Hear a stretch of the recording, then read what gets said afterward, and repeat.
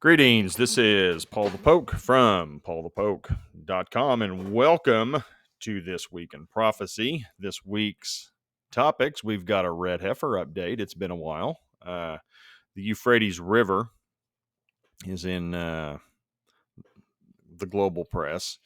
Also, we'll be taking a look at the Kerch Bridge and uranium out of Russia. So let's get right down to it. And we're going to start in the Holy Land, where that's where we always start if we've got some action taking place there. Numbers 19, verses 1 and 2.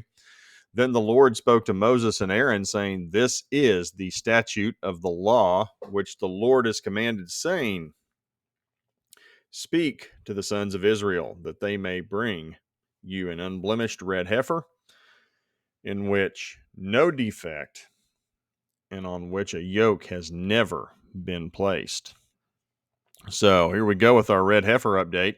Now, visitors are traveling to the ancient land of Samaria, specifically Shiloh, to visit a red heifer. Now, I'm telling you, this is in the heart of what the world calls the occupied West Bank, or a future Palestine.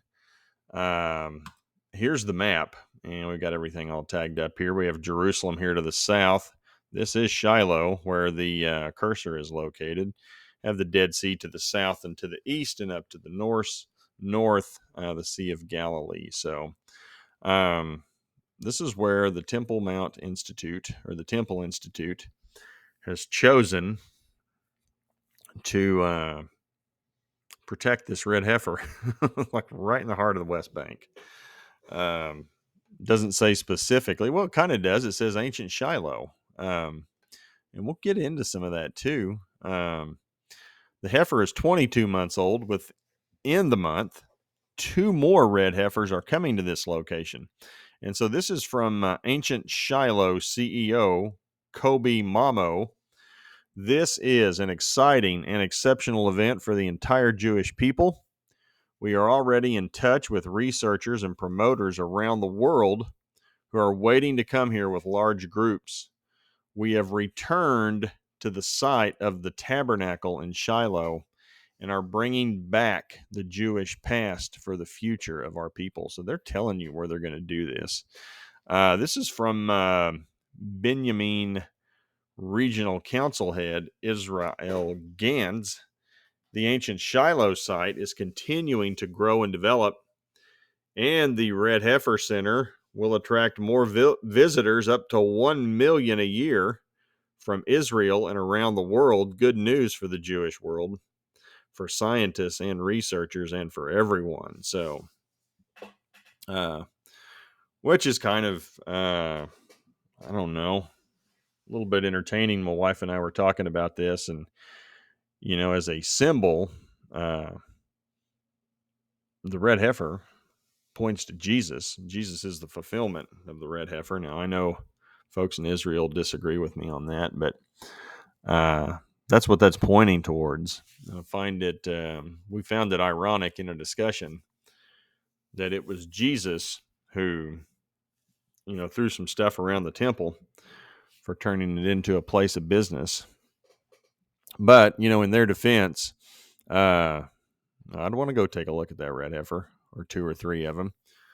And I know a lot of other believers who are going to want to go take a look at that red heifer, because they know what that means. That means with the sacrifice, a temple is coming, and the reconstruction of the third temple, appears to be getting closer and closer. So, and if you want to dig into this article, have a link provided. Click on the link right here.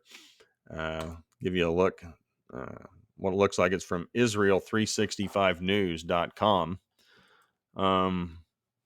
Biblical red heifer could bring millions visitors to Samaria. There it is. There she is. There is the red heifer. Standing there in her stall. But you guys can click on this and read it.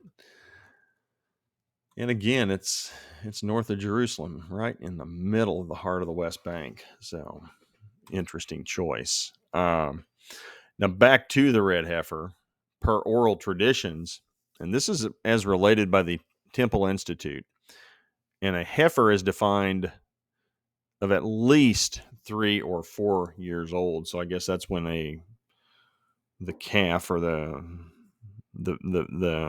female calf is old enough to become a heifer at 3 or 4 years old. So the earliest said red heifer could be sacrificed would be at least 14 months from now.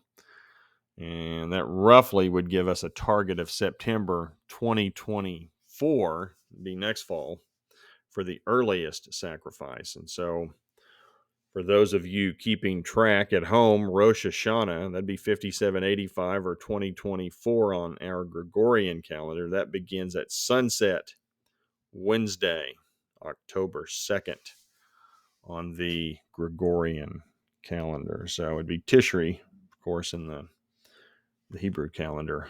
Elul comes before Tishri. So considering these rabbis at the Temple Institute will be carrying out activities related to the red heifer, here's a link to their information as it relates to the red heifer. I think this is it right here.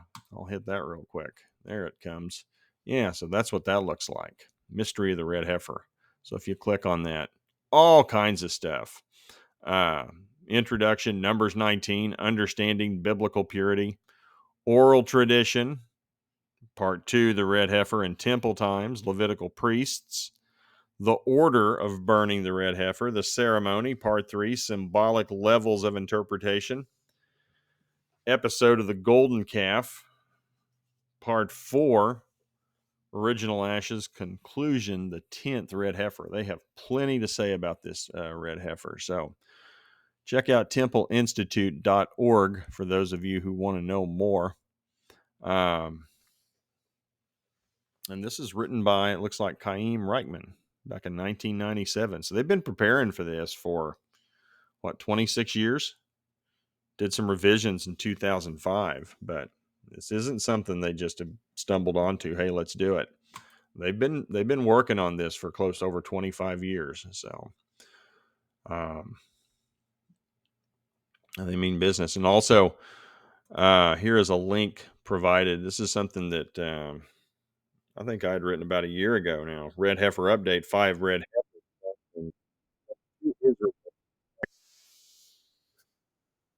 There's plenty of things that have been chronicled about the search for the red heifer. We've been looking at this for, gosh, I don't know, 8+ years or so when they first started making a sincere effort to find this 10th red heifer. So lots of stuff on the website. With that, we're going to transition to the Euphrates River, Revelation 16, verse 12. The 6th angel poured out his bowl on the great river, the Euphrates, and its water was dried up, so that the way would be prepared for the kings from the east. So let's provide some context here. This is late in the 7-year tribulation. This is in the back half of the 7-year tribulation. Antichrist is on the scene at this point. And for those of you who are new to the website, we are of the opinion the tribulation has not started. We are still waiting on the 4 horsemen of the apocalypse to enter the stage. So still involved, maybe, I don't know, somewhere after Revelation 3 and the 7 churches that are discussed in what is modern day Turkey. So we're nowhere close to this. But, as a trend, we know at some point the Euphrates River will go dry to allow for the kings of the east, kings from the east, to make their way west to Megiddo. So, I could put something up frequently about the Euphrates River drying up, going dry, water wars across the Middle East, specifically Turkey's dammed the thing up so many times. They're keeping a lot of the water. So the Euphrates is a major source of water, was and is a major source of water in ancient Babylon, or what is modern day Iraq.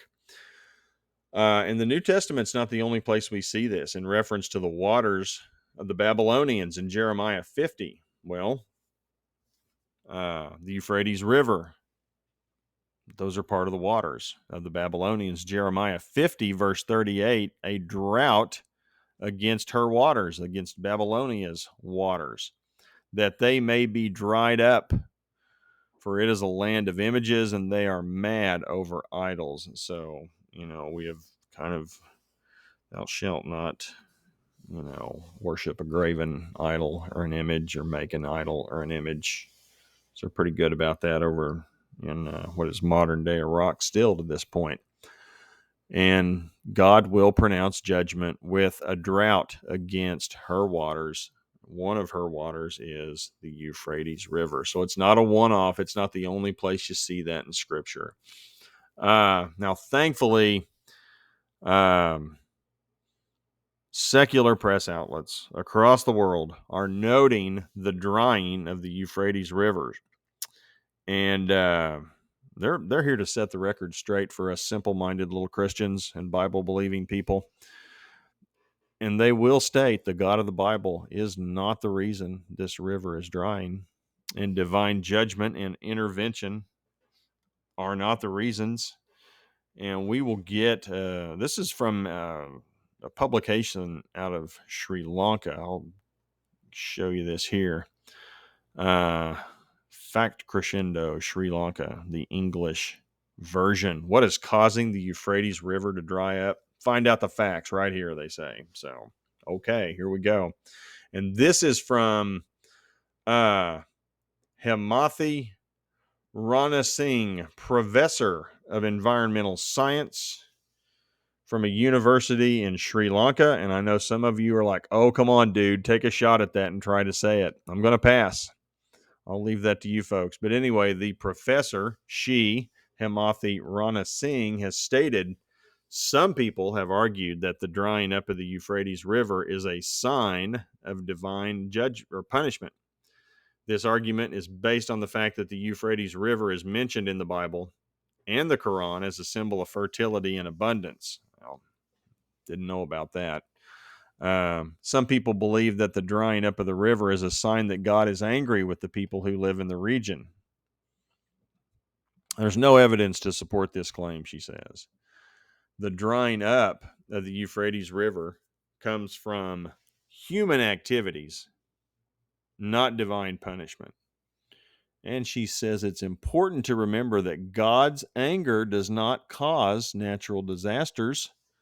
I would remind her of this little thing called a global flood that happened once upon a time. And it also points to a second time judgment will come in the form of fire. So, yes, God does get angry with humanity and their actions toward each other, how they, relate to God. And there are consequences for our actions from God. But she says they are simply the result of the natural world interacting with human activities. So, now she says the professor believes the causes are climate change, regional conflict, ISIS, dams and power plants, socioeconomic and environmental issues. And that may be so, but I would encourage her to get a bigger box and understand that God may use humans and some of these variables to achieve his outcome. That's also possible. Now, he can also, as he says up above, Jeremiah 50, a drought against her waters. He's telling you how it's going to go down. I mean, so we can dam that river up all we want to as human beings, but ultimately he's going to turn off the water, and that river's going dry, and that's the reason. And he's telling you it's because of idolatry and making graven images. It tells you straight up violation one of the 10 or a couple of the 10 commandments. He's telling you why and how he's going to do it, despite what the professor out of Sri Lanka thinks. She also would go on to state the Euphrates River is also heavily polluted. And that's true. Humanity's just dumped all over it due to agricultural runoff, industrial waste, and sewage. this pollution is harming the river's ecosystem and making it unsafe for human use. And again, that's from Hamathi Rana Singh. So she would conclude to say religious beliefs and practices are not factors, says the professor. So, well, she's at odds with the Bible. I don't think she cares, but she is, and regardless of what she thinks, I'm going to trust what God says about it. Eventually, the place goes dry because of drought, and it's because of idolatry. It's pretty straightforward with what the scripture says. And boy, these secular folks just hate the idea of a all-powerful God who holds people accountable for their actions, and he defines what's right and what's wrong and how people should relate to his word on the topic. It just ties these people up and twists them up in knots, but says what it says. But the thing I find interesting is, people recognize things are not right. The Euphrates River is going dry, but it isn't because of God. we're gonna spend the bulk of the article explaining why it isn't because of God and all these reasons from a human perspective as she sees it. And that's not to say that God, again, cannot use human beings to achieve his plan. And as much as we screw up, he can either use us or he can work around all of our issues. I mean, I know we think we're big shots with our will and things we can do.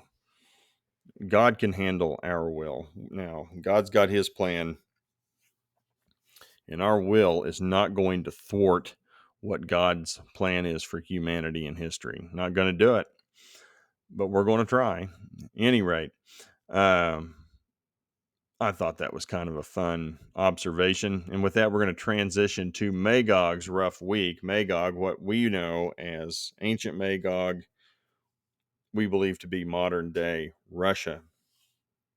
Magog, Magogians, Scythians, Josephus connected the dots from the Greeks. The Greeks called the Magogians Scythians.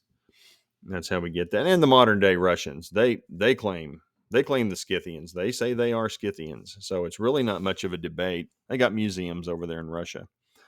They're even trying to clone Scythian warriors from ancient DNA to create this new race of warriors over there. So Sputnik put that out. So the Russians, they claim to be Scythians. Scythians, Magogians, synonymous. Russians, they're all the same. Now, this week, there has been a major accident at the world's largest uranium enrichment plant. The plant is located in Novouralsk, Russia. The Ural Electrochemical Combine is located east of the Ural Mountains, and we'll get a map of that so you can get a feel for where this is located. Moscow here. You got Ukraine to the south. World's largest uranium plant up here. And that's a good, looking at the scale of this map, 800 miles north and east of Moscow. Long way from Ukraine, over 1,000 miles from Ukraine. It's not to say somebody from Ukraine didn't get up there and do something they shouldn't have, but this happened earlier in the week. And we have Russian experts on the scene explaining the situation. Workers were evacuated from the plant. However, if you live in the area, the quote accident poses no threat to your health, so don't worry about it. There has been no radioactive leakage. We're told the factory is working normally. So we've got a quote here from Yuri Meniev, deputy production manager. There is no danger of any kind for residents of the city of Novouralsk or the staff of the plant. So don't worry about it. Although we did have one person die, There's no danger, so don't sweat it. This is my favorite one, and this is a quote: "Does not pose a radiation hazard. Its radioactivity is less than that of natural uranium." So it's like the stuff they're making over there at this plant is even less radioactive than, the naturally occurring uranium. And nobody would take responsibility for this quote. So they just said the Russians, which is kind of funny. But here's the link to the article.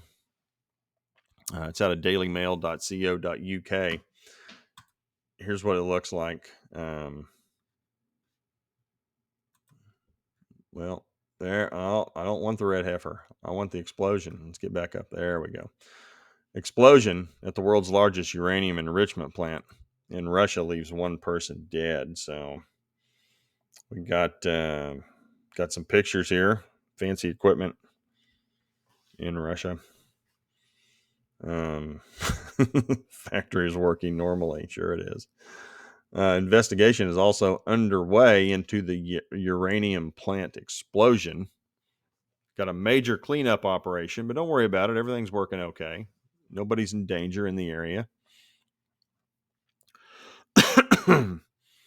Plant provides 48% of uranium enrichment separation in Russia, so it does most of the work to create uranium.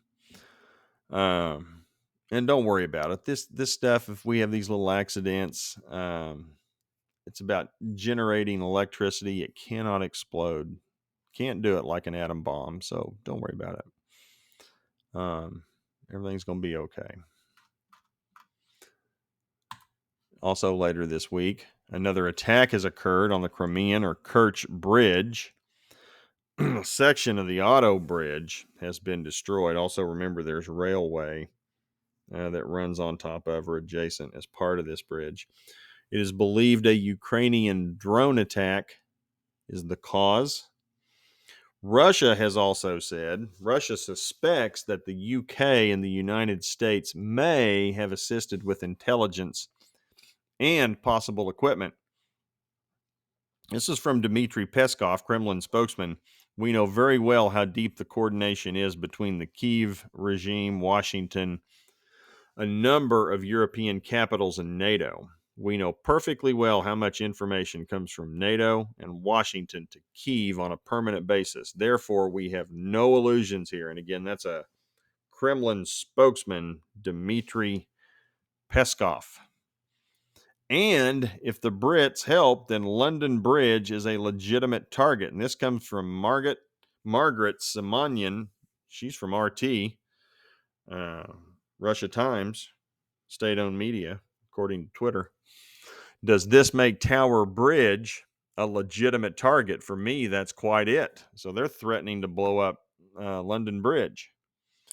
And this is from dailymail.co.uk. I like Daily Mail. They kind of get right down to it. Kremlin blames Britain for orchestrating attack on Crimean Bridge, and propagandist calls for the retaliatory strike on Tower Bridge. We got some footage showing the moment the Ukrainian drone attack hits crossing. So had a couple of people killed in this incident. The bridge cost $3 billion with a B pounds to create the link between Russia and Crimea. So it's a 12-mile crossing. It's pretty impressive what the size of this bridge. But we could scroll down through this, look at some of the pictures. There's the video. I mean, okay. Huge explosion. Got some. There we go. We got some more footage. Russian investigators collecting debris. There's the section of the bridge that's out and down. And there's a picture of London Bridge, or the Tower Bridge. It's a legitimate target according to Russia RT. And so here's the lady making the claims now. There's her and Vlad. Seem to be good buddies. He gave her some flowers. That's pretty nice. What else do we got down here? I got some more pictures. We're slow with the pictures today. I don't know what's going on. Here we go. More footage of the section of the bridge that was taken out. I mean, there it is. It's missing. And they got that turned around, I want to say, within 24, 48 hours. Running diverted traffic away from these lanes and moved it over here to these lanes. So, big mess.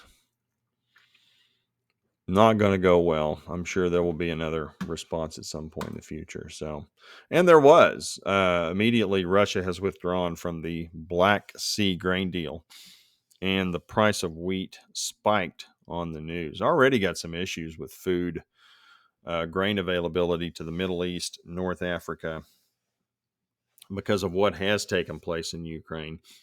More than half of the 33 million metric tons of grain and foodstuffs that have been shipped through the initiative have gone to developing countries, including some of the most food insecure regions of the globe.